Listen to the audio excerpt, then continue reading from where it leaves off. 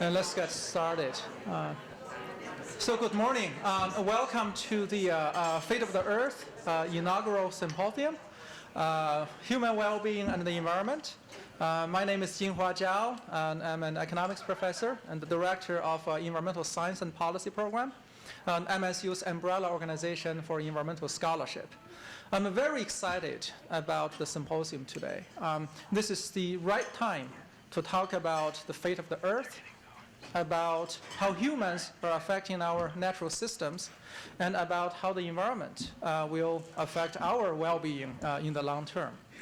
The timing is right because we are facing unprecedented challenges, environmental challenges, from global climate change, as reflected by the most recent IPCC reports.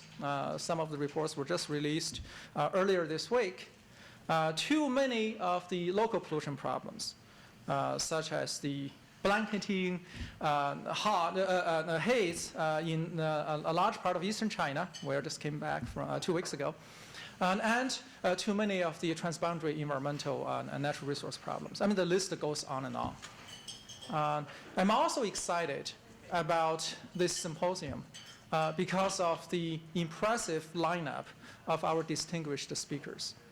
Their caliber, their expertise. It's heartening to know that our greatest minds are thinking about these environmental challenges and that they are here today to share with us their latest thoughts. So to really solve or face these grand environmental challenges from the perspective of universities really requires uniting different disciplines, forces from different disciplines. Now, for those of us who work in the universities most of our time, we know how difficult it can be. Interdisciplinary research is extremely challenging, and how much support we need from those who really care about the environment and education, exemplified by Barb Sawyer-Koch and Don Koch. They're sitting over there, whose contribution and vision make this event possible. And from those in the university leadership who must have the vision to move us beyond the traditional administrative structure. So it's a great honor for me to introduce one such leader today, our Provost Jun Yuet, who has been leading MSU for a long period of time and who has been instrumental in working with Barb down with the ESPP, in moving the Fate of the Earth endowment towards supporting graduate education and research. So June, as the provost, provides leadership for all matters that affect academic programs, research, and outreach, including faculty appointments, promotions, tenure, we all care about this, to ensure quality of faculty, for curriculum and undergraduate education in general, to ensure quality of student learning. I've seen many students sitting in the audience, for recruiting and admissions for undergraduate and graduate programs, for academic and budget planning and priorities, and the list goes on and on. Before becoming the provost, June served as the senior associate provost, assisting then provost Wilcox on, again, the long list of matters. In particular, she was instrumental in the creation of campus neighborhoods. So those are the learning communities, residential communities that provide innovative, integrated student support services. And before that, Provost Yuet served as the Dean of Undergraduate Education. So during that tenure, she was instrumental in launching the Study Abroad Freshman Seminar Series and promoting undergraduate student research. So please join me in welcoming Provost Jun Yuet.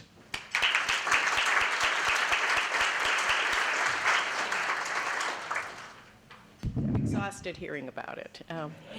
Thank you all for being here. He, believe it or not, failed to mention the most important thing on the resume, which was 19 years as a faculty member in a college that was committed to looking at the relationships between the human built and the natural environments. And so for 19 years, I was in that environment, which allows me a particular appreciation for this event today.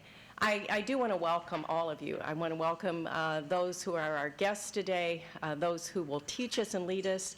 I want to welcome particularly the students. I'm delighted that you are here, and so much of the Koch's commitment to this is really around you and your future, and so it's particularly important that you're here.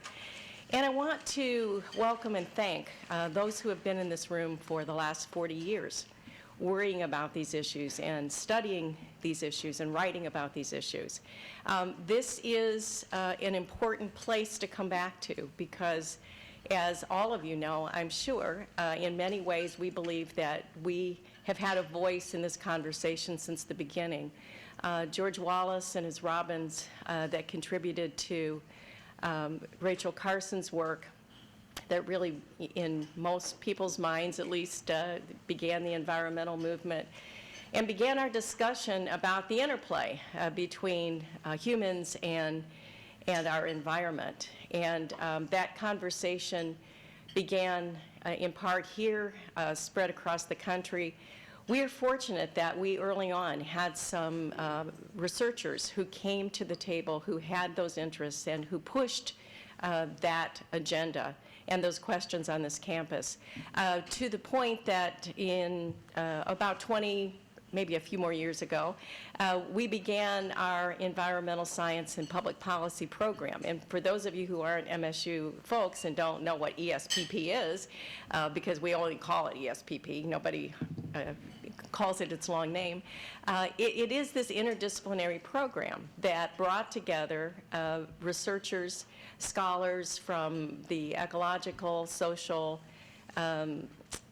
physical sciences, as well as engineering and the humanities, and gave them a place to have conversations, to join their work, to think about these kinds of issues as we acknowledge that this was not just about interplay, but this was really a coupling, that the human and our environment, the human systems in our environment were coupled. And those ideas really sprang from, in part, the work of the scholars, many of whom are in this room right now, that were part of ESPP as it formed and ESPP as it has developed. Now 180 faculty connected to that, and that's a significant number, and yet it's not nearly enough, is it? Because there's still so much work to be done.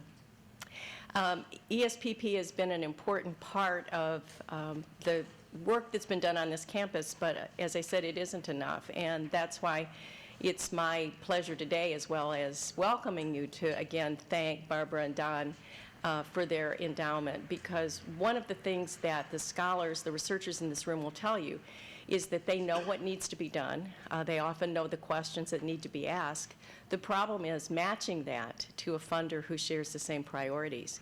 The difference between a life spent writing grants and trying to please others and being able to have the support of an endowment is that you really do get the freedom to do the work that needs to be done.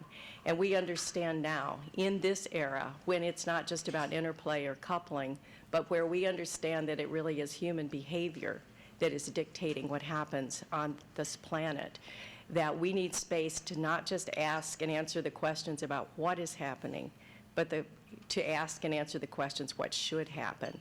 And that the answers are not just about the science or the public policy, but they really get down to individual responsibility.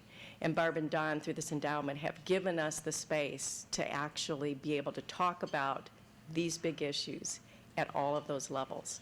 So this is going to be an exciting symposium, a very exciting first one. Mark your calendars, because this is just the first, but it is a great kickoff. And again, thanks to all of those who have supported it financially, who intellectually have driven the agenda for today, those who will be part of it, and welcome all of you.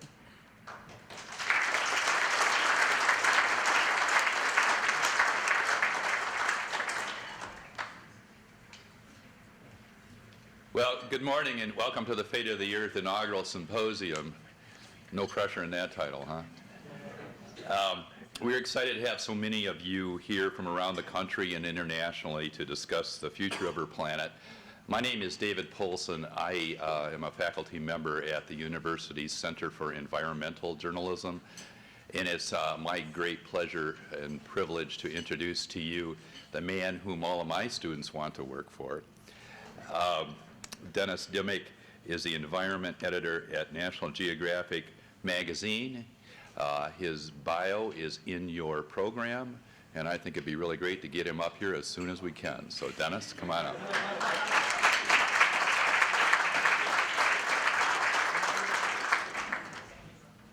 Hello. Nice to see all of you. It's wonderful to be here. I have to admit that when Tom called me and said that he wanted me to participate in this, it was a conference on the fate of the Earth. I was going, oh my gosh, that is a big one to take on. And so I tried to come up with a provocative title for this whole thing. And so I'm going to talk about this new emergent idea of thinking about the planet called the Anthropocene. And my question is, could this new age of man be our last? And in fact, actually, what I could call this talk just as easily is to call it Fate of the Earth. It's in our hands. Okay, so it's not just predestined. Everybody in this room, all of us, especially I want to talk to you students here, because you're going to become the future decision makers, policy makers, voters, and people who are going to keep society moving on a pathway. I think it's important to help for people to understand who I am. I grew up here in the Willamette Valley of Oregon. Yes, Mount Hood was I could drive a couple miles from our farm and see this. I took this picture in the early 70s. It was all about snow. It was all about rain. I early on had an early appreciation for what it meant to have amenable weather so that we could grow crops and harvest them successfully. This is the house that I was in. Probably I was 15 months old at this point. It was a great place to grow up, out in the country. And this is how I earned the money to go to college, baling hay year after year after year. So I had a close relationship with the landscape. I understood what it meant when it didn't rain or it rained too much. And then by the time I was like a sophomore in college, I started getting into photography. This is one of my earliest published pictures. This is my younger brother, Rick. We raised purebred Suffolk sheep. I showed them at the fairs, county fairs, state fairs. And then I moved into my artistic mode as a photographer. This is my late Grant Wood American Gothic. This is, in fact, my parents, taken in the late 60s, and that was real corn in front of our real barn. So let's talk about then, fast forward to the work that I've been very fortunate to have become involved with. And I want to stop here for a moment and show you this cover. It was 10 years ago in this building that I began my public speaking career at the invitation of Dave Poulson and Jim Detchen. And this picture, this cover, actually was just about to come out. And so I want to thank Jim and Dave for launching me on this career. I can only hope that I've gotten better over time. And so what you have here, what I'm going to show here, is a series of covers about these issues that we have published.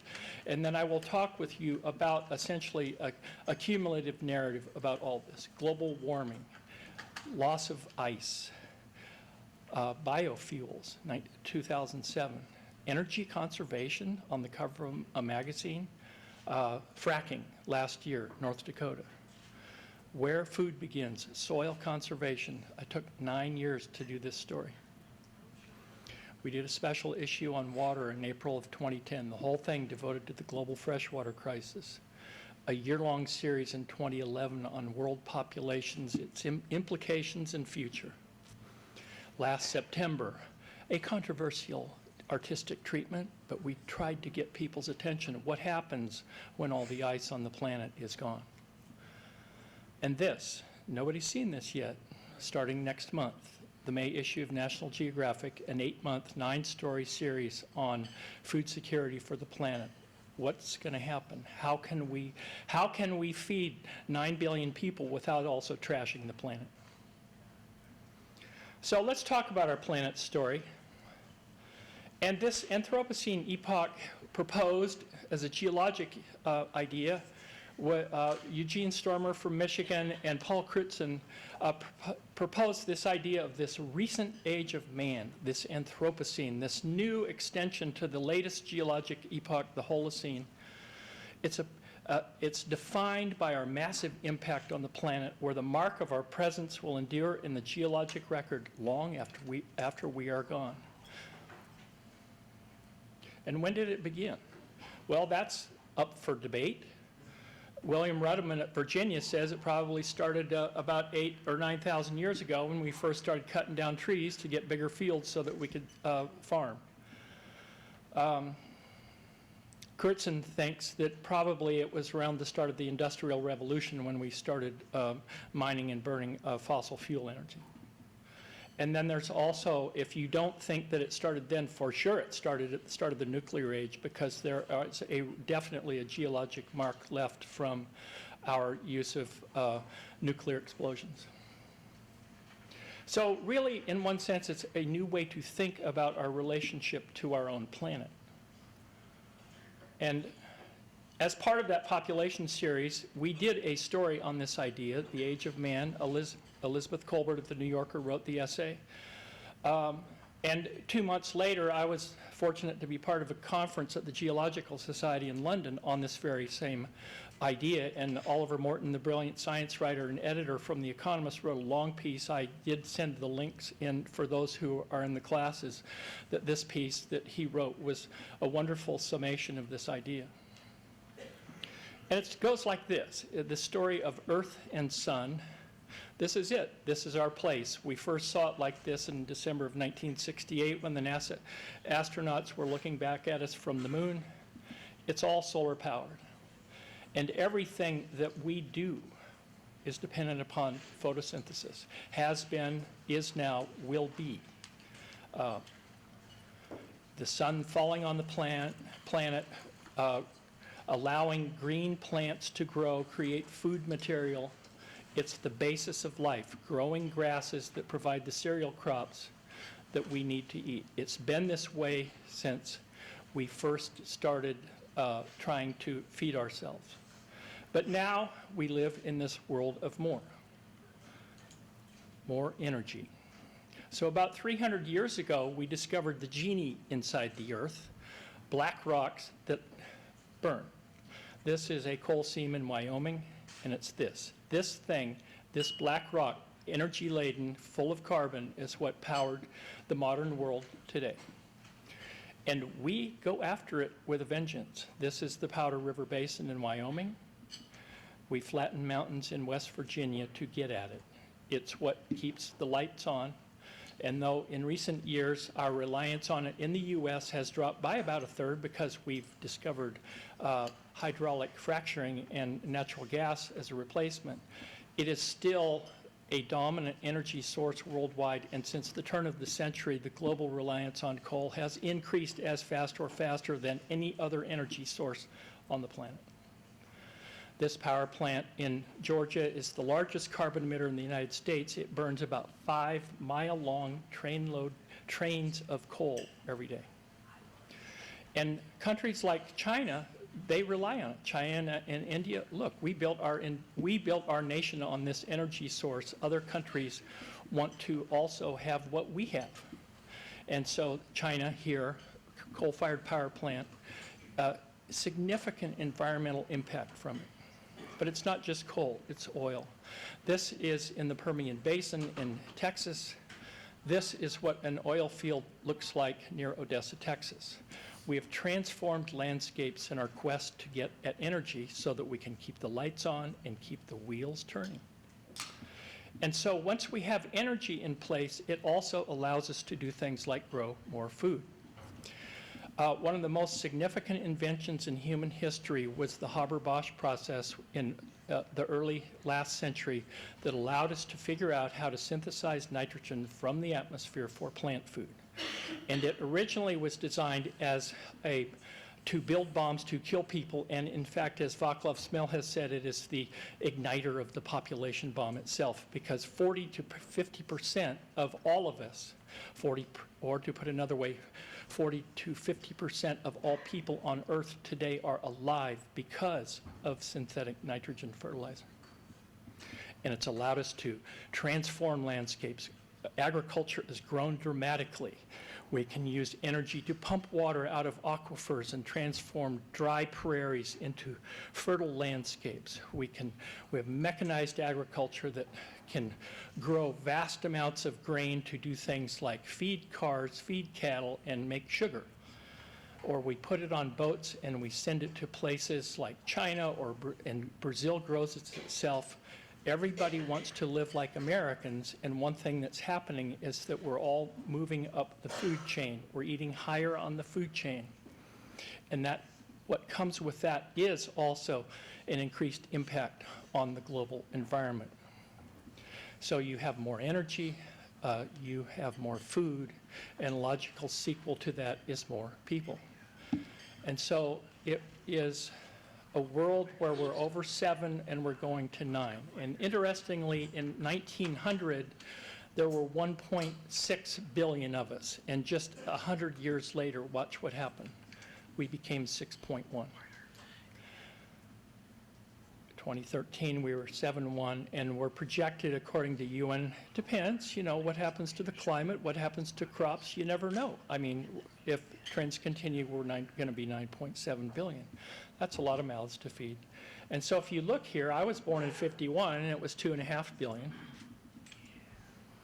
And so that's where we are. So we are on track. I mean, it's not a question of where we are now, it's where we're going and how are we going to manage all this. So you have more mouths to feed, more bowls to fill. You have more people wanting clean, fresh water for drinking and for all of the things that we all take for granted. So along the way, what has happened? We've changed landscapes dramatically. We've built gleaming cities. This is in Dubai. We've built our highway systems. We've turned natural landscapes into human landscapes. We build as far as we can. We have cheap energy to take us wherever we want to go. We build instant cities, and we transform often some of our best farmland into urban landscapes. We've changed the waters of the planet. Free-flowing rivers. Most of the large rivers have already been dammed. This is the Sacramento, just north of Redding, California. And it's allowed us to do wonderful things like irrigate, to generate electricity, to improve crop production. Here, the Central Valley of California, the salad bowl of the United States. The question is, what's going to happen? There's hardly any snow to feed this land this year. And if you take a look, our own Colorado rarely ever gets to the Sea of Cortez anymore. This is the Yellow River. When we have too many demands on natural systems, this is what happens. And so then what happens is we also go after the groundwater. This is in the northern plains of India. It looks great, but this is not from surface water. This is mining ancient fossil groundwater. Here, an example of what happens when you divert rivers so that you can do things like grow cotton. This is the Aral Sea over 9 years. Diverting water upstream for agricultural operations. So much for natural ecosystems. But more than that, then we've changed the nature of nature itself, the lungs of the planet, the forests, the things that soak up carbon that help keep the carbon cycle in balance are so important. Yet, in our desire to do things like grow more food and feed more people, we burn them down and transform them into other kinds of landscapes. What happens to the wild nature that was part of it? But then I would say, but you know what? We're all here because we have jobs and businesses, and young people here are wanting their own place in the world, just like these guys do. Everybody wants to have a place. And so it's a hard question to just say, oh, you know, nature good, man bad. We're in it now. We're in the driver's seat. And so this is what happens when you get a rainforest in Borneo that gets turned into a monoculture landscape for the growing of palm oil. It's a biofuel, but it comes at a cost. Is this what we're willing to do, to trade? And then with agriculture, what we do is we cut down the rainforest, and then we transform these landscapes into productive into productive landscapes, grow soybeans for feeding livestock. Increasingly, that's what we do. But also, we're not necessarily the best stewards of these landscapes. A world of annual crops actually only covers these landscapes on average about 40% of the year. And so it's always a huge challenge to try to keep the soil in place. That soil erosion is a big challenge, not to mention nutrient pollution. This is a river that has been polluted with surplus nitrogen runoff. The nitrogen cycle is totally out of whack because we invented synthetic nitrogen. This is a spring in Florida famous for tourist sealed green growing. That used to be clear and clean. Now it's laden with nutrient pollution, and so you get all the plants in the cloudiness. So what you end up with, though, is these red dots, these are aquatic dead zones. These are all the downstream indicators of an excess of surface runoff, nitrates, phosphates, all of those tools that we have used to create a very productive landscape to grow more food, have green lawns, urbanized world. So you get this. But also, it's not that. We've also basically fished out most of the large fish in the sea, and so now we're turning to aquaculture. We are transforming the sea into our image of it. So when you look around, these signals of Anthropocene existence are increasingly everywhere. So we live in a world of more: people, money, things. And what underlies all that? Energy. And so let's talk a bit about energy, whether it's natural gas coming out of Wyoming or oil coming out of Alberta. This is a boreal forest, and this is what happens to boreal forests when you want to get at oil in the name of either, depending upon how you see it, oil sands or tar sands. This is one of the largest industrial operations in the world. For the record, Canada is the largest foreign supplier of oil to the United States today. Or here, remember the Gulf of Mexico, 2010, the Macondo well, the blowout? This is what it looks like. Questions are, well, but look, we got to keep the wheels turning, don't we? Got to keep the economy humming. So we live in this world of more impact. It's a world of more in our expanding presence across the planet. And it's been often called the Great Acceleration, especially in the last half of the last century. This we published as part of the Anthropocene article. This chart, impact equals population times affluence times technology. Paul Ehrlich, John Holdren, and Barry Commoner came up with this idea in the early 70s. And what it was really was just a way to visualize the accumulated human impact on the planet. So what you see there, that cube down there, that's X times population times affluence times technology. That's what you see from 1950. Okay, and I already showed you the population curve from mid-century on. This is 2011. Okay, that's what's happened by just using those measures in the last 60 years. So there's been a big acceleration of our presence. Case in point, everything in this house came from oil. But the rub is there's no more planet. There's more of us, there's more of our demands and aspirations, but there's no more planet. And the Ecological Footprint Network a few years ago said, well, but here's the deal. There's one of us, but we live like there's 1.5 of us, and if everybody lived like us, we'd need 4 of Earth. So in one sense, it's said that we're drawing down our capital. We're living off our capital. We're not living on the ecological interest. Okay, an interesting measure of that is if you just look at the chemistry of the atmosphere. And you start here in 1950, Keeling started measuring the amount of carbon dioxide in the atmosphere in Hawaii. And what you see here is an inexorable rise from about 315 to now nearly 400. Why does that? And the zigzag, just so you know, for those of you who the zig is actually, it's low every year when the leaves in the northern hemisphere trees come out, and then each year in the fall when the leaves fall, the level rises. So you get this intra-annual variation, but you keep seeing the levels going up. Well, it's only going up like 2 or 3 parts per million a year. That's not very much. Why should that matter? Well, here's the deal with CO2 in the atmosphere. It's what's called a radiative gas. It's like heat bonds to it. And it's a little bit like adding blankets to your bed. And the world would be uninhabitable if we didn't have it. We would be a frozen ice ball floating through space. But because we have CO2 in the atmosphere, it's actually the thing that makes the average temperature of the planet livable. But what we're doing is we're burning all this ancient fossil sunshine, all that carbon that got stored away 400 million years ago, and we're drawing it back out and putting it back in the sky. It's like we're adding more blankets to the bed, and so more radiant energy is coming back to the planet and changing the temperatures of the planet. We have like a fever. But it's not just that, it's also changing the chemistry of the oceans. This, for example, is a vent off of the coast of Italy that emits CO2.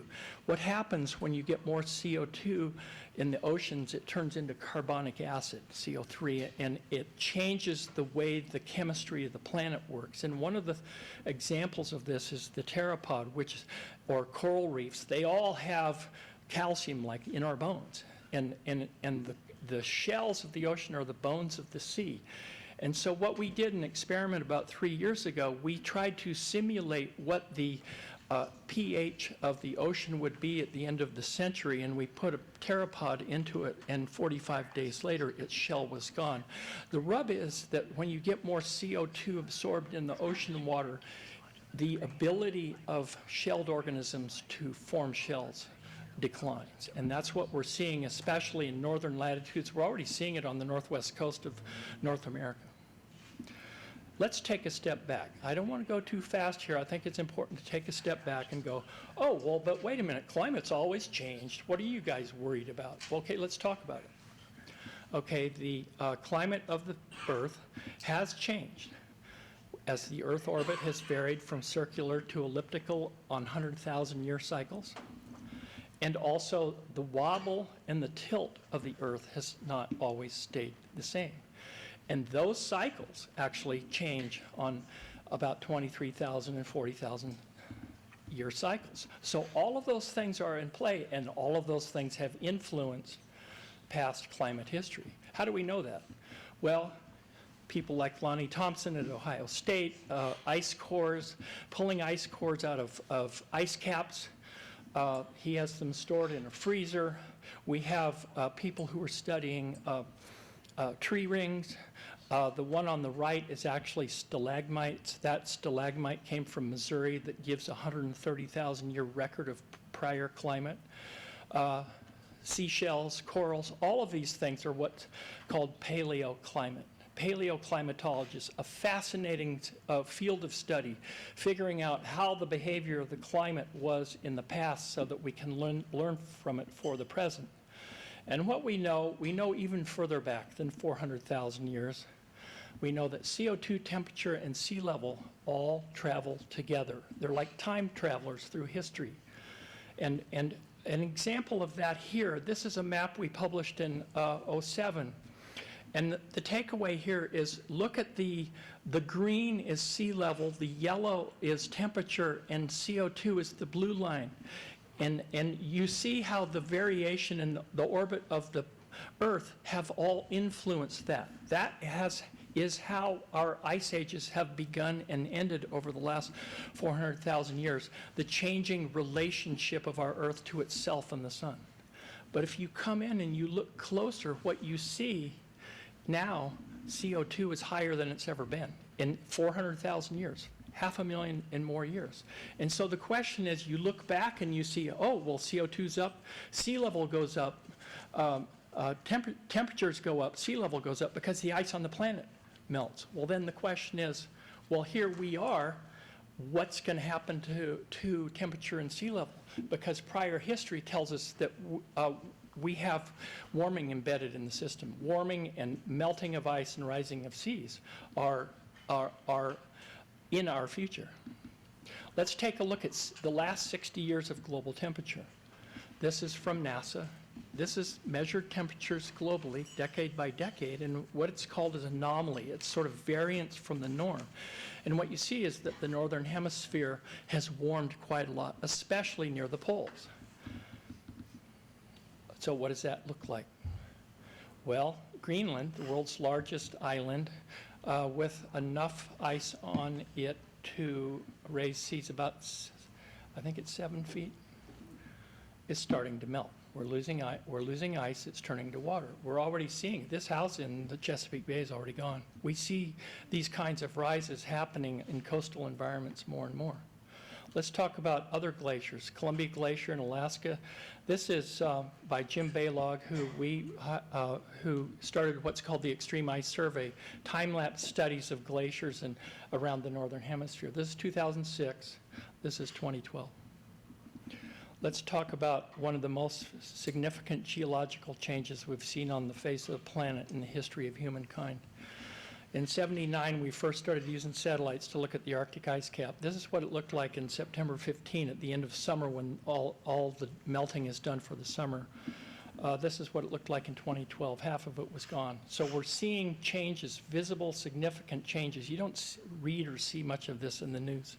But this is actually a profound change in the surface of the planet. We're only now beginning to try to figure out what impact that change is having on things like weather, cold winters, warm winters, these kinds of things. And the idea of changing weather, we did put on the cover of the magazine in September of 2012, and this idea of what's with the weather. And there are 4 things that we looked at and are important to take away: air temperature, moisture, extreme rainfall, and heat waves. And what we've seen is that air temperatures have gone up over land and sea since 1970 by about 1 degree. Also, because air is warmer on average, it can hold more moisture. And what we've also seen in the United States in that same period is that we've seen an increase in what's called extreme rainfall events. These happen to be rain events that fall within the top 10% of historical rain events. But we've also seen an increase in heat waves. So those are all sort of data-driven indicators that in fact, the weather is changing. Let's take a look just at the last couple of years, not including this year, but it's fascinating. Remember 2012 when it was probably summer in March around here, right? I was in Minnesota in March and it was 80 degrees. This is last year. So we see this whipsaw. We saw this, we're cold this year in the east, yet the west and Alaska are exceedingly warm this year. And just yesterday, the National Snow and Ice Data Center reported out that the Arctic ice grew to its 5th smallest amount this past winter. We're also seeing changing seasons. So this is, if you're a gardener, this matters to you, actually. So the blue, the dark blue, that's cold, different growing seasons. Let's drop a dot right where we are today. Now watch, we're going to move forward from 1990 to 2006. This area is in a different growing region. Spring is coming earlier, fall is coming later.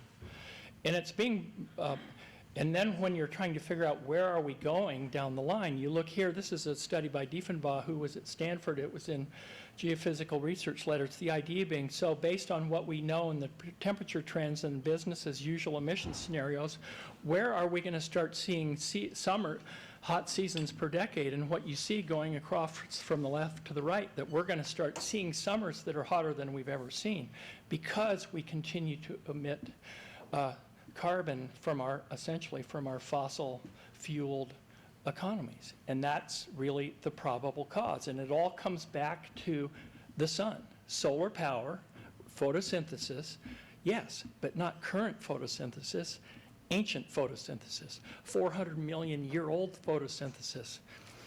Sandra Steidengraber, the biologist, has said that our national energy policy is to dig up the fossilized carcasses of 400 million year old plants and animals and light them on fire. That's it. Okay? And we put them on trains and we feed them into plants. But guess what? The lights are on, and it's a wonderful thing. I'm here today because I flew out here on carbon-fueled airplanes, right? All of us drove here in carbon-fueled cars, and it's a wonderful thing. But every year, by burning fossil fuels, we release about 1 million years of photosynthesis, okay? No wonder the system is a little bit out of whack. So there's a disconnect as I get toward the end here. This is the illuminated world. This is the electric world.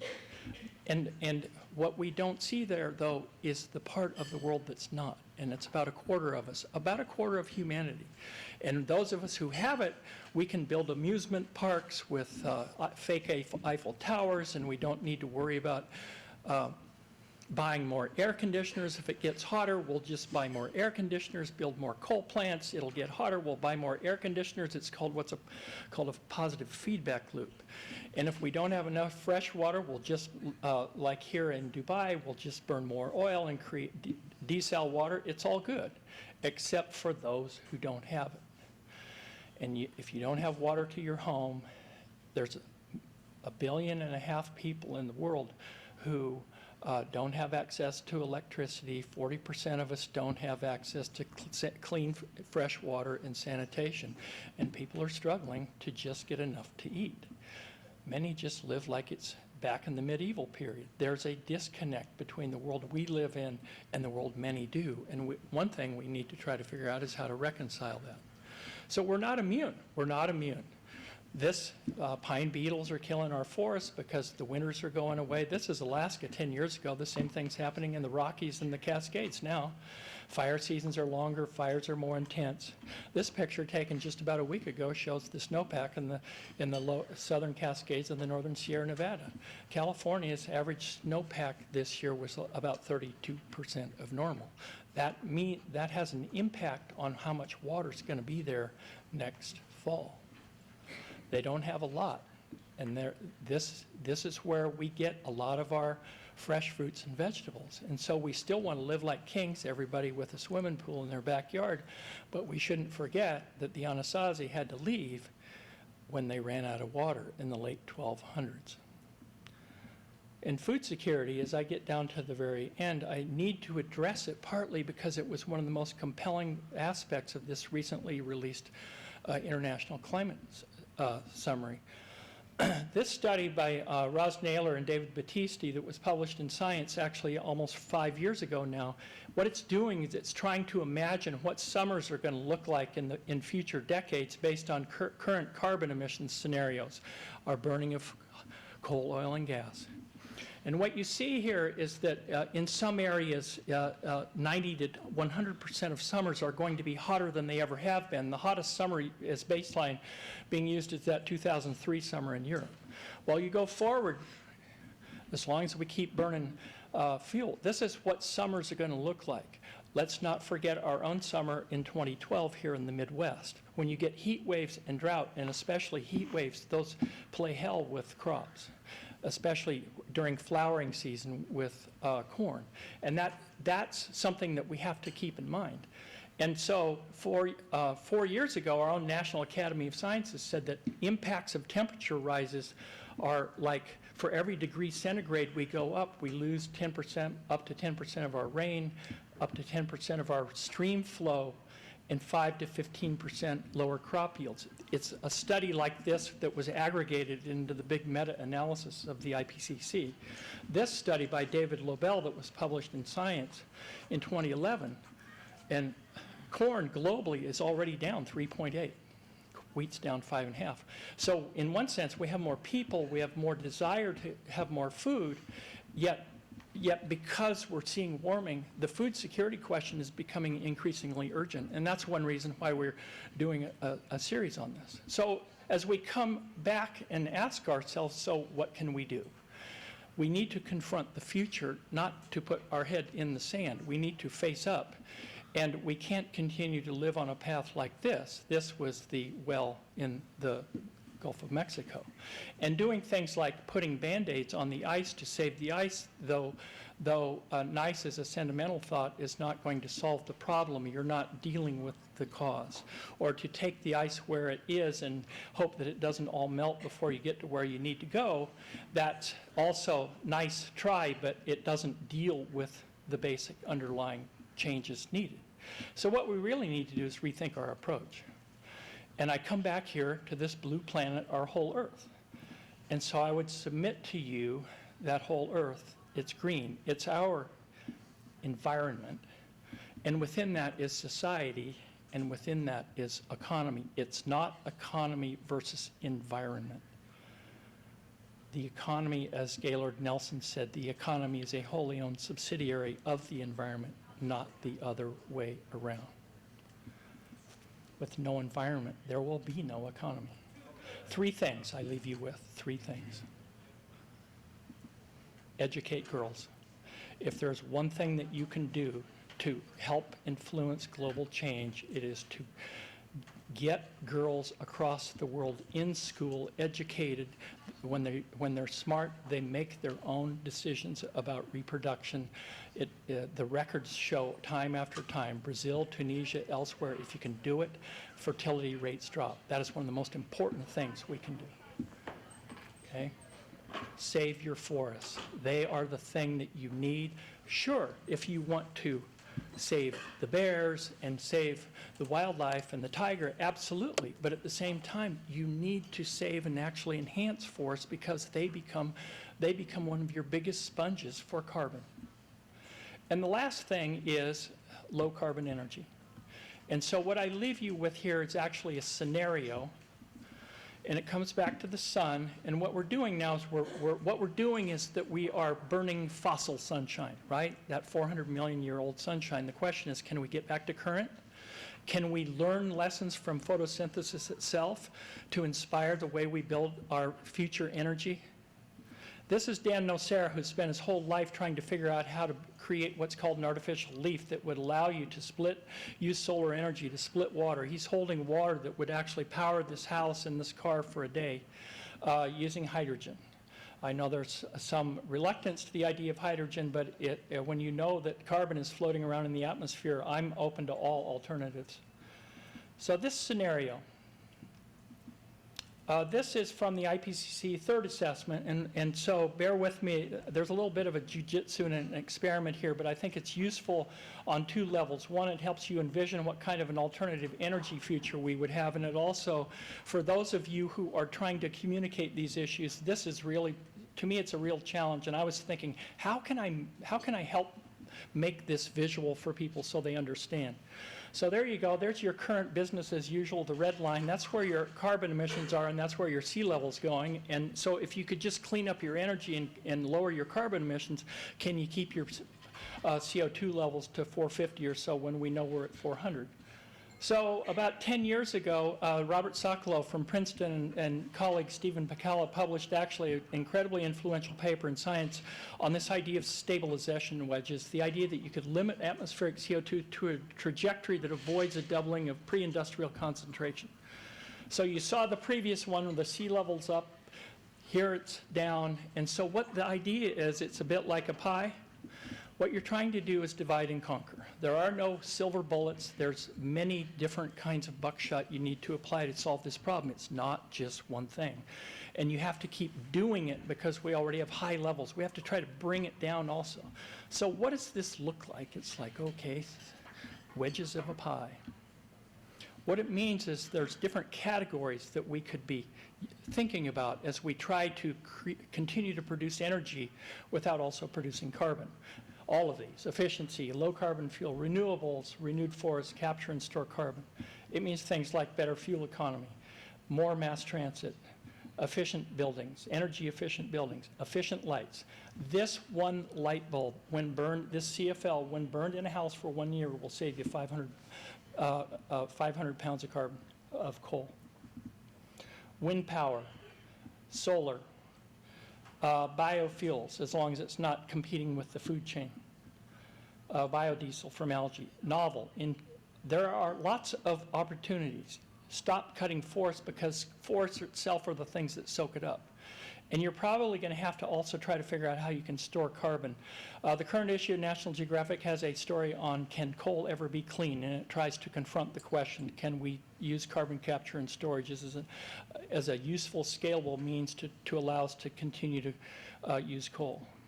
Maybe it's geothermal, and yes, maybe it's nuclear. It has its opponents, but 1 out of 5 kilowatts in this country already come from it. In some countries, it's over 80%. It is the only non-carbon emitting power source on the planet today that runs 24/7. So really what it is, it's a combination of choices. It's not just one. And so if you come back and you see this, there's the red line, you want to get away from it, and you want to try to get to the yellow. It's all these things working together.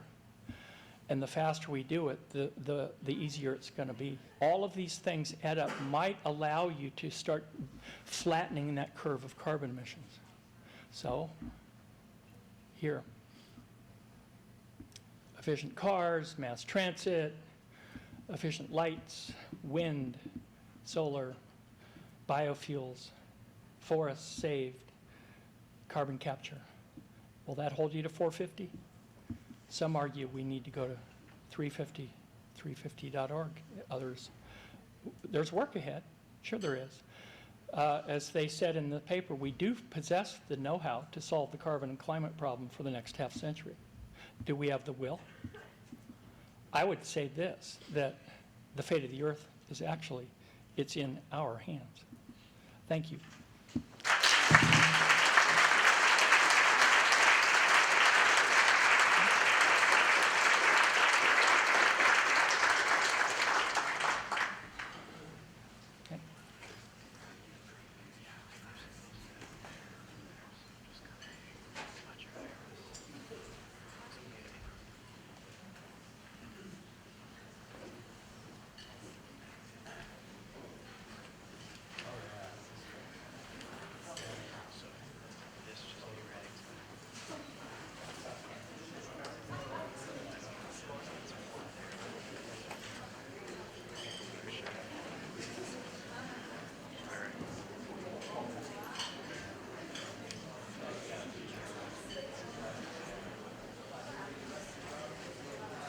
For those of you standing, there are several seats available up toward the front. If you want to come and take a seat, you're welcome to.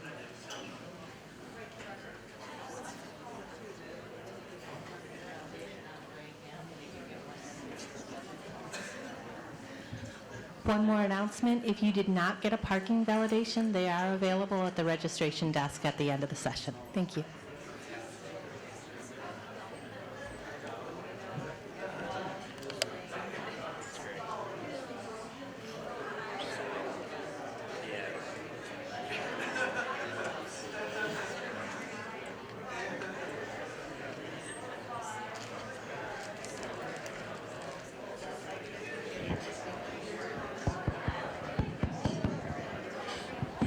Okay, good. We're going to proceed from here, and I'll just give you a couple little instructions on what's going to go on. We have a couple discussants to react to Dennis's presentation. We have some questions that have been submitted by the MSU community, students in particular, solicited. We'll bring out a couple of those as well, and then, of course, we'll open it up to questions from the floor. I want to introduce to you today our first discussant, Eric Freedman. He's a Pulitzer Prize-winning journalist who spent 20 years covering public and legal affairs in Michigan and in New York.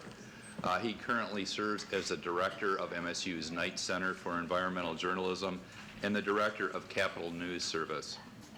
He has taught environmental journalism in Uzbekistan as a Fulbright scholar, and he continues to research environmental journalism in the former Soviet republics of Central Asia. Eric? Thank you, everyone. And Dennis, thank you for the best illustrated, most gloomy presentation.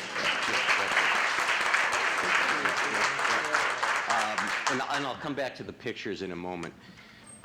As I saw his presentation, which combined images and statistics and science and human faces, which to me is probably the most important way of connecting with these kind of mega problems that we face. There were 3 what themes I saw and a how theme. First, I got a sense of inevitability, and it was everything from the population trend to carbon levels to coal plant.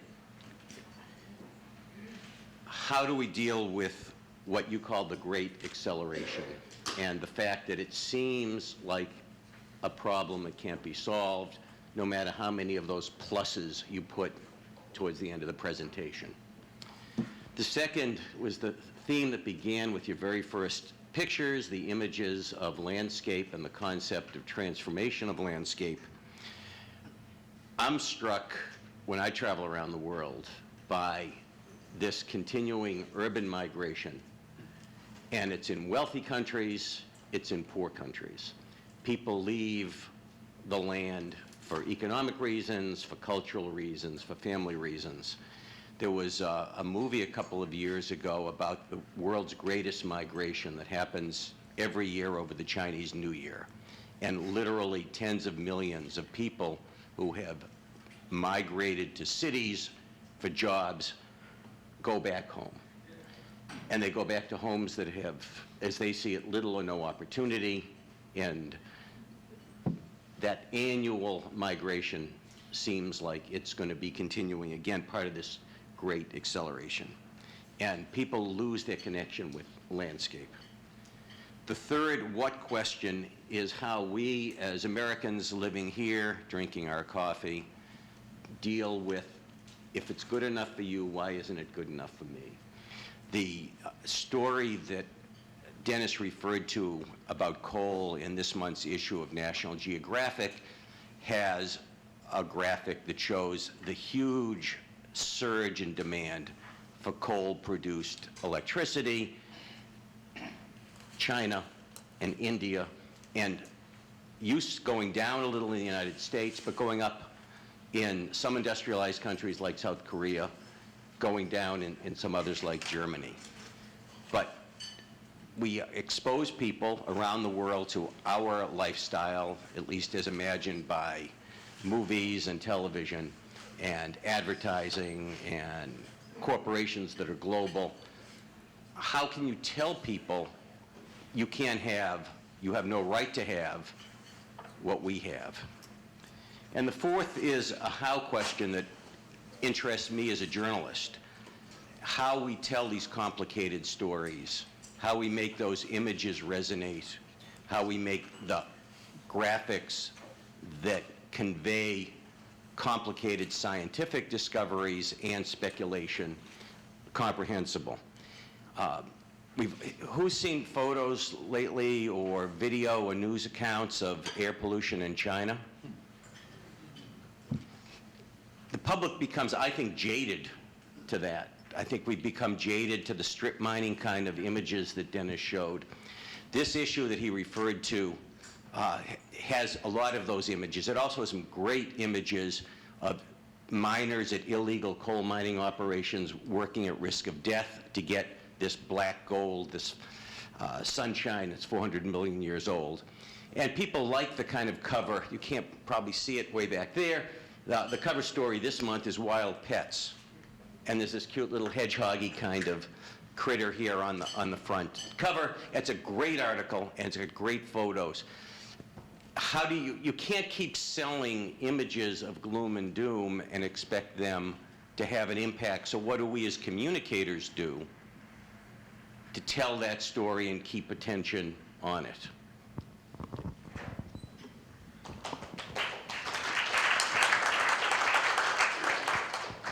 Okay, our second discussant is Steve Running, Professor of Forestry and Conservation at the University of Montana and Director of the Numerical Pterodynamic Simulation Group. A recognized expert in global ecosystem monitoring, Running was invited to serve on the board of the Intergovernmental Panel on Climate Change. In 2007, the IPCC was awarded the Nobel Peace Prize for their work with man-made climate change and counteracting the climate change. Dr. Running? Thank you. And this is interesting that this week, yet the fifth Intergovernmental Panel on Climate Change Working Group 2 report was released, and what we see is 6 more years of points added to each curve. I want to start back when I was an undergraduate, and I know there's some students here, and it kind of takes us back to how long the science community has been trying to draw attention to this topic. In 1972, a book came out called The Limits to Growth, and I'll bet people in the audience with hair my color probably all remember it, because back then it was the very first model of the Earth system. And what is ironic about that book, looking backwards now, is it projected with really a very simple model. I mean, our computers at the time were about like the computer in your wristwatch nowadays, and yet it projected that by the first few decades of the 21st century, humanity would have pretty much consumed the planet, and we would really have a dramatic downward spiral in society. And that's 40 years ago that they made that projection. And The Economist in particular just trashed it mercilessly for years, just drove it into the ground. And we've now had, you use the human footprint analysis. That's a more recent attempt to look at how much of our planet we're consuming, and of course what we have left. Yet another framing of this issue has recently emerged, a major paper in Nature called Planetary Boundaries. Came out in 2009, just before the big Copenhagen climate summit that we didn't accomplish anything with. And so here again, a new framing of basically the same issue that the Limits to Growth started. Now, in my own research, I write software for NASA satellites, and I actually calculate the global plant growth every year, global net primary production. And so I've now done this for 13 years, and one of the things after this 13 years of data and using some older satellites that I noticed a couple years ago was that it seems like terrestrial net primary production is a planetary boundary. It really hasn't changed through this entire green revolution period. My data set shows that the NPP has stayed constant. Now that might be good, at least it isn't going down. But what I see on the other side of the coin is we may have a capacity in this biosphere that we should be paying attention to. Well, in an analysis that I published in Science about a year ago, I came to the conclusion that we only have about 10% of global biospheric primary production remaining that we aren't already co-opting. About 10% left. That kind of sounds like a limits to growth, doesn't it? It sounds like a planetary boundary. And that seems real. In 30 years, we haven't been able to move this needle more than 1 or 2% per year fluctuation. What my conclusion of that then is, with the global carbon cycle, that our first priority clearly has to be food security, which you did a great job of taking the audience through that issue of we have to be feeding about 2 billion more people by 2050 than we are now. And in addition, we have at least a couple of billion people on Earth now that aspire to eat better than they do currently. So we have the potential for nearly doubling the demand for global food supply. And what I see is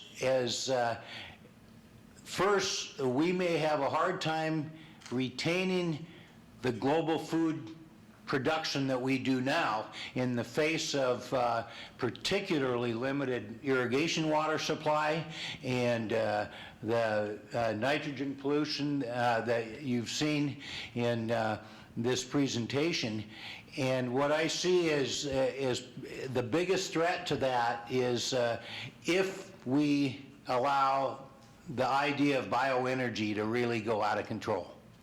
Because if we start going after bioenergy at an industrial scale in agricultural land around the world, that'll be a direct competitor for this food supply that I think we're going to have a tough time making it to 2050 with adequate food security already without having a bioenergy competition. So I think my final observation as I've looked in the last few years is in the U.S. here, we actually are starting to flatten our emission curve. Our CO2 emissions as a nation in the last half dozen years have peaked and are just trying to teeter down. And so I like to think that we're maybe starting to get it as a society. And of course, by far, we now know the biggest carbon emitter is China, and it's easy to just blame them. And yet that really isn't legitimate at all. And what I see in my travels around with my science colleagues around the world is they all ask me, and I mean all of them, whenever I go to an international conference, they say, Steve, the U.S. seems to like to lead the world in everything. How come suddenly in the global change issue you want to sit at the back of the bus? Thank you.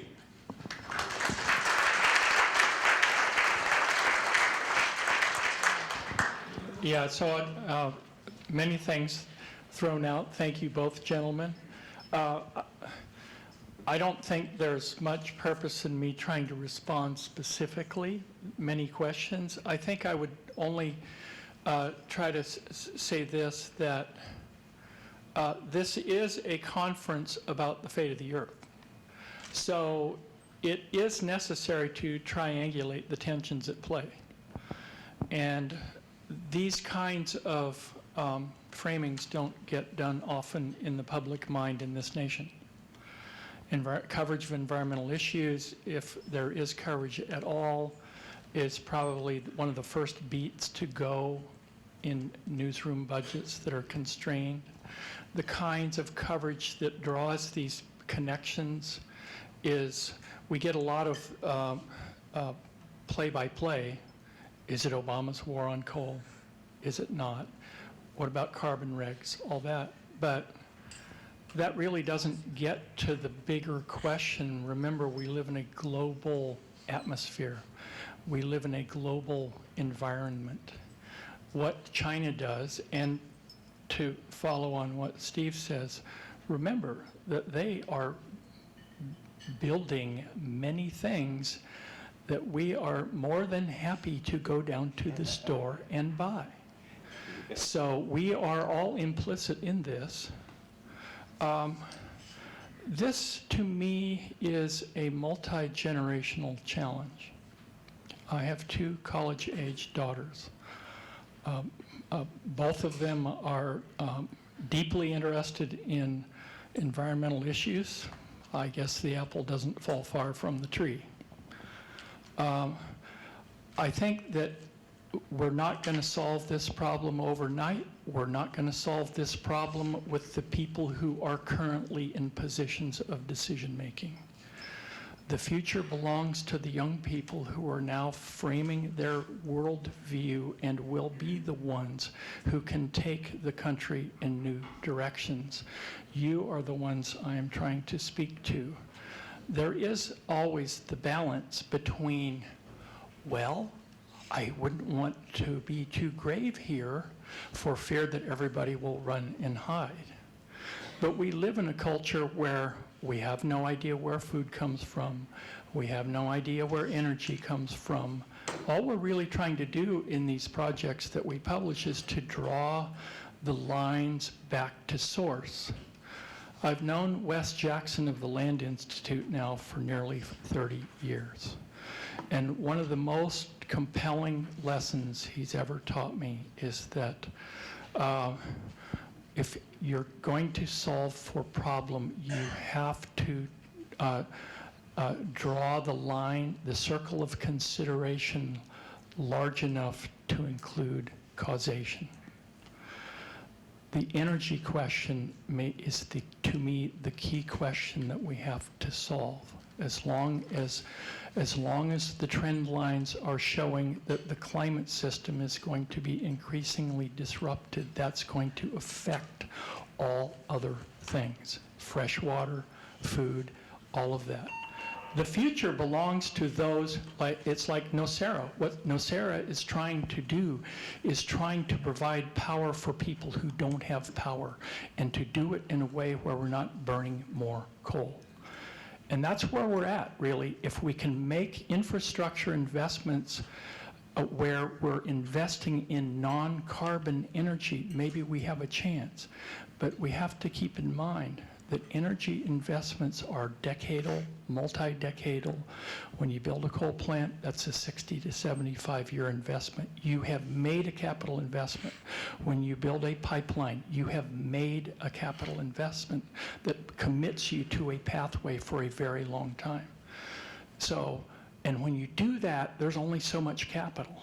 So if you can, one thing that's happening right now is solar PV is dramatically dropping in price. And there are opportunities, and I think that the future belongs to those who can create the alternate pathway.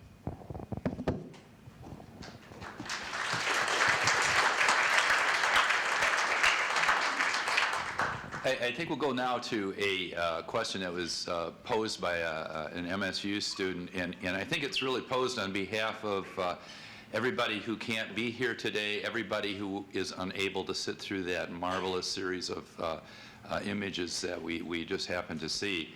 And the question is, how would you propose that people educated on global climate change communicate this issue to the public in such a way that we actually begin to do something and see changes?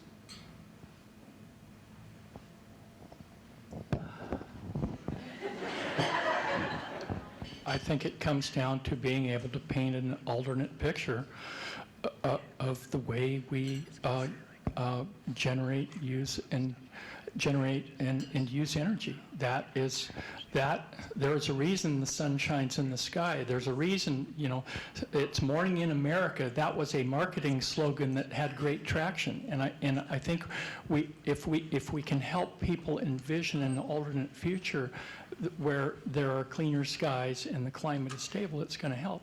Look, there are no easy answers. We've been talking about this thing for how long now? So it really does come back to, part of it also is being able to not be fearful of change. That's a good answer, but I'm not going to let you off the hook on that one. What is the mechanism for delivering that communication? For all those people who cannot sit here for an hour and see your slides, what is the infrastructure that we can create, or the infrastructure in place that we can use to deliver such a complex yet important message? Or do we throw up our arms and say, everybody read National Geographic this month? And I'd bounce that down to the rest of the panel too. Have any reaction to that? You two are the journalists. We're looking for new ideas. Yeah, leave me out of this one. Yeah, one of the things that to me is the most interesting area now really has very little to do with communicating these specific ideas, but trying to understand why these ideas don't get traction. And what are the things that block people from accepting, say, the conclusions of scientific bodies? Has science just become another special interest pleader in the society like anybody else who's a drum beater? That, to me, this role of why there is an increasing distrust of institutions, that to me is an interesting question to try to confront. What is it that gets in the way of people's willingness to accept these kinds of ideas? I think part of it has to do with the fact that people are just trying to get by.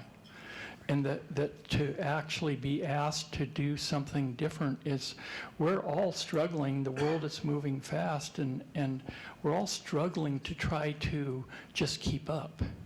And so it would be great, wouldn't it be great if somebody just installed a whole new energy system and I could just go over and flip another switch on the wall and it's all be done? I mean, that's part of the challenge that we're facing, and people are so overwhelmed.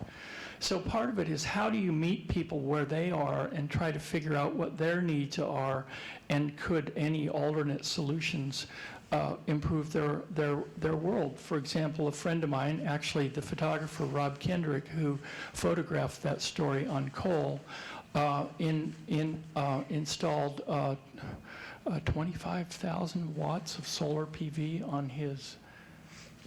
on his house in Austin, Texas last year, and he sells power back to the grid.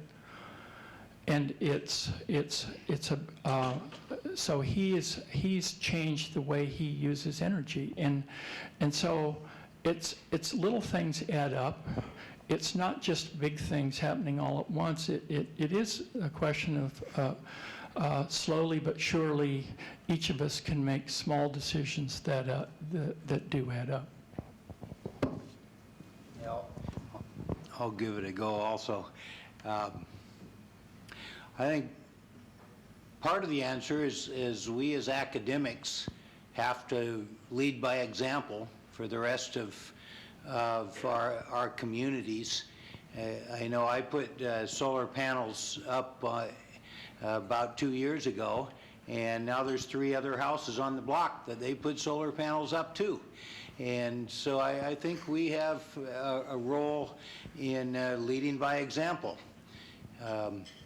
I live in Montana, and yet I try to commute on my bike even down to some reasonably serious temperatures, because people notice there's Dr. riding his bike even though it's snowing. And so I think there's something to say for us leading by example.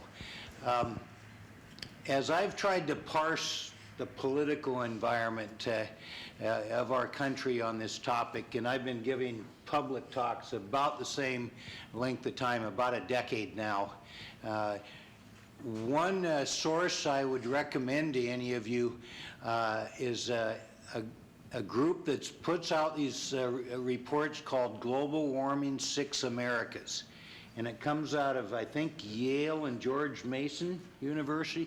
And they do polling about every 6 months of attitudes of the American public. And it's really been revealing to me, particularly why this, about a third of the American public, our science just isn't making any headway on. And a couple of things become clear.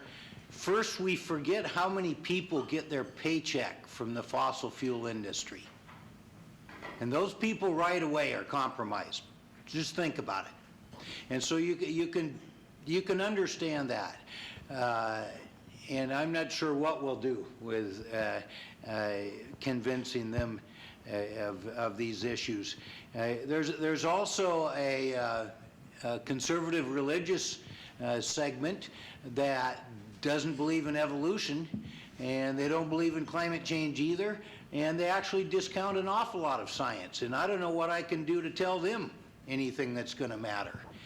And so one of the things I find being on a university campus is that my best audiences are the students, because they haven't grown up with the prejudices that my generation has built in now, with the lifestyles baked in that my generation has. And what I've found, they just can't wait when I tell them, you know what, you have to turn society completely upside down during your careers. They think that sounds like great fun. Wasn't that what we all were going to do when we were 20 years old? And so it's really empowering to the college students of today if we lay this out first the bad news and then say the good news is every single discipline you work in, there is a climate change component that you can be exceedingly helpful to society on. Not just science, not just engineering, on economics, on international diplomacy. Right down the list, philosophy. We need help in every discipline on this topic, and that really becomes inclusive to all of them, no matter what their major is.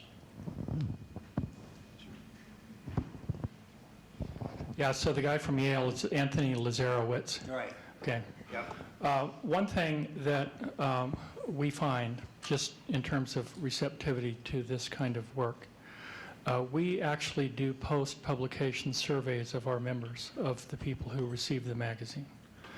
And over the last 10 years, the environmental stories that we have published are the second most popular category of story amongst our readers, amongst all categories. The only one ahead is natural history, ahead of science, ahead of anthropology and archaeology.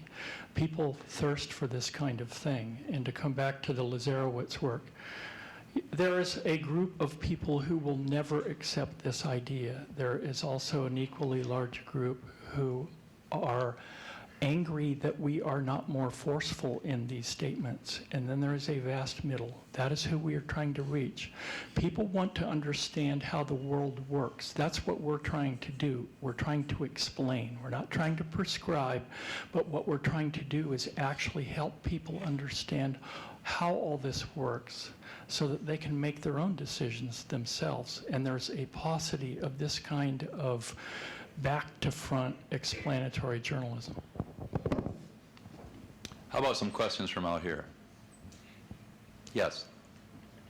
Not a question, but a follow-up. Stand up, please. Could you stand? Yeah.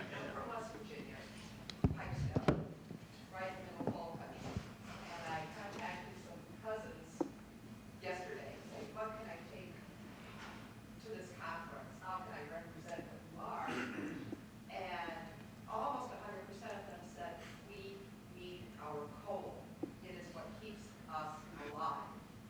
And they, like every one of them is not willing to give up what's poisoning them because it is, in their conception, it's their livelihood. And so I said, okay, I will bring your voice to this conference. And that's what I've done. Thank you. Because we're webcasting and recording, if we don't have a microphone, so somebody asks questions, then they can repeat it. Other question? Can I respond? Oh, I would like to say something to you, and I think that it's important that I'm acutely aware of the reliance of the state of West Virginia on coal for its economic activity. One thing I would point out, though, is not all coal is equal. And the coal that comes from West Virginia, I showed a picture of coal trains loaded with coal. The coal that comes from West Virginia is rarely used now to generate electricity. Most of it now is it's higher quality coal, and it's used in metallurgy, and it's used in steel making, and it's a different kind of coal than the low sulfur coal coming out of Wyoming. Power plants in the state of West Virginia import coal from Wyoming to generate electricity, while coal is exported for the steel business worldwide. So not all coal is equal, and there is a benefit to the coal that's coming from West Virginia. did we give the microphone to some questioner? I'm a PhD student in the Department of Community Sustainability, and my name is Jelili. I'd like to know if we should focus our energy on the need to create alternative sources of livelihood for those whose sources of income and livelihood depend on the issues you consider not sustainable for the planet. Because when I look back home in Africa, where I come from, I think where I struggle to communicate to people is because I don't have alternatives to give to them.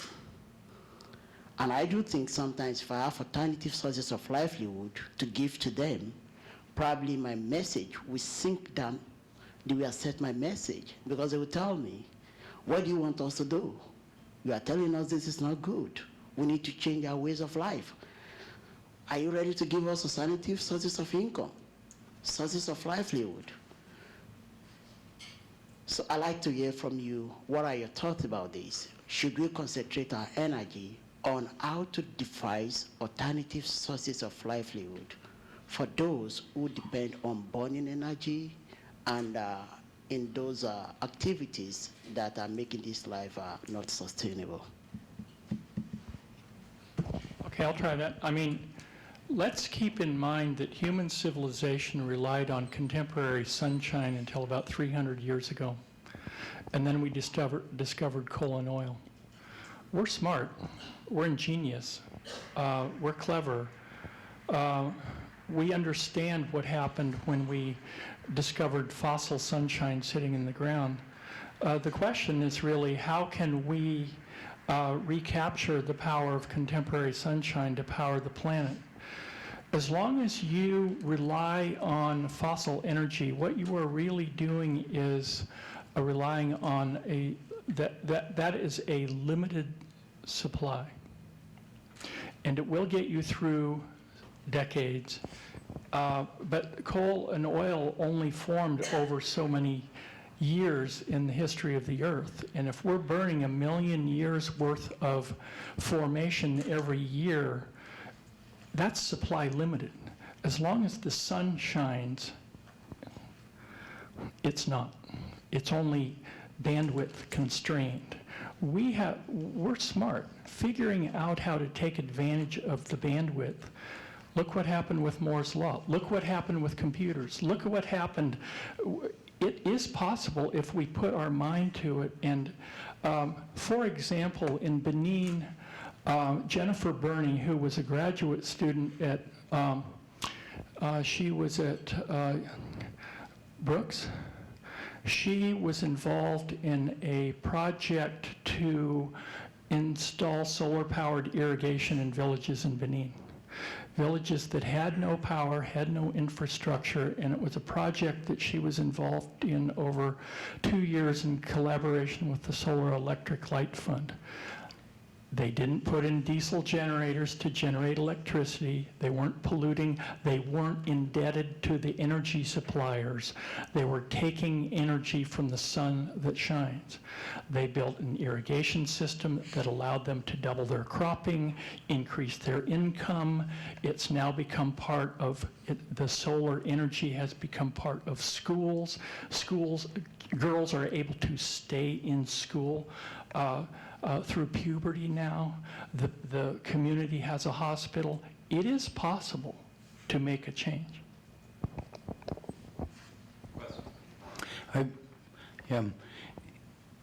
With any big changes, certain economic activities are ended and new ones emerge. And that's what change means.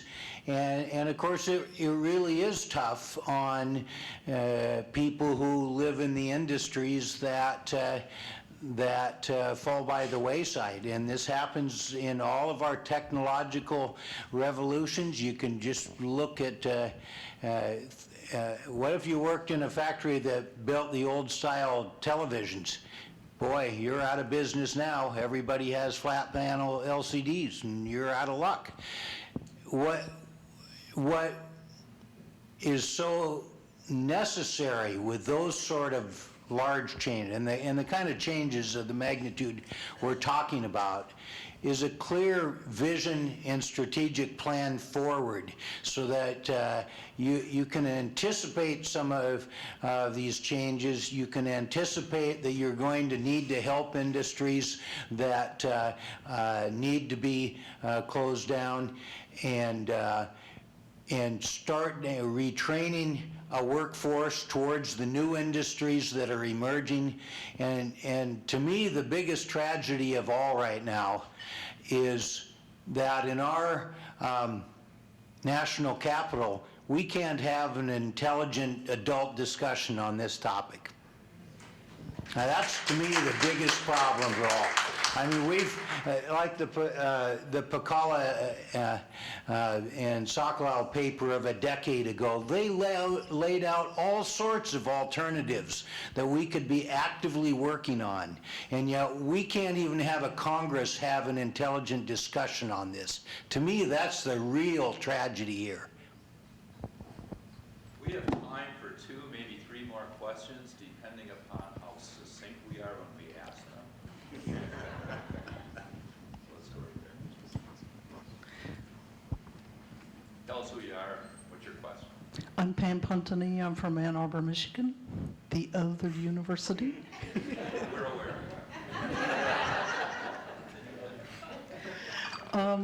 First, I want to thank you all for this very rich dialogue. It's not often you get to take advantage of such a thing. In particular, I really enjoyed the presentation from the National Geographic perspective, because I work with the UN, and often it's hard data thrown at you, and somehow everybody's supposed to go home and understand, and it doesn't happen. Impressed by the facts and figures.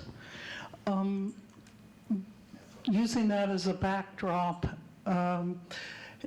in China about 8 years ago, we managed to have the scientific technology to measure China's air pollution over Denver. I think one of our challenges is being able to understand how we fit in this larger picture. And this is leading up to my question. The scientific community and the experts, the reward system is such that we need more scientists out there being able to talk to other scientists who are professional experts work in this field but have no idea what's being said. And then somehow we're supposed to translate that to the general public. It's so complicated. The complexity is profound. So my question, how do we create the forums and the dialogues that are necessary, and to stop using 19th and 20th century approaches and models to communicating, but how do we engage people in the larger world to meet the challenges of the 21st century, which are dynamic and demand responsive learning systems?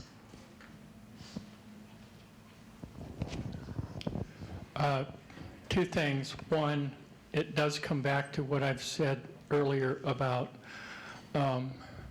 educating and informing young people who are now studying to take their place in the world. That is one thing.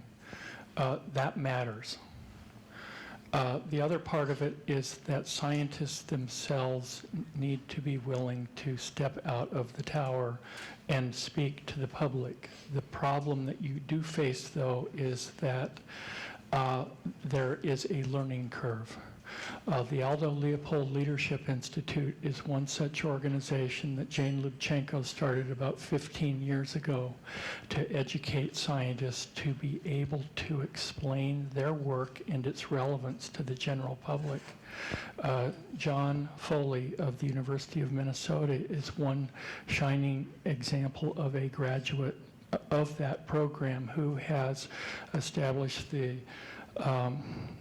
an institute at the University of Minnesota to communicate these same ideas. He wrote our lead article for our series on food that will publish in May, and also he just received a Heinz Award from the Heinz Foundation for the work that he's been doing to try to communicate these ideas. You know, I think those of us who were connected to all of this, we were all saddened at the loss of Steve Schneider, who was a very public scientist, who was willing to take risks and who wanted to explain this challenge to the public as a matter of risk management. There are risks in standing up and being counted.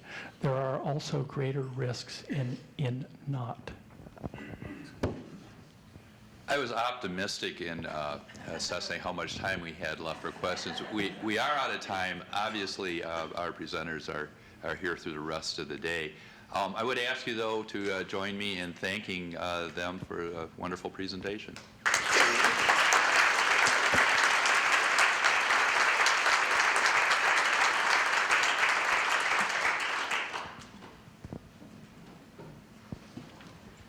The State of the Symposium will continue at 10:15.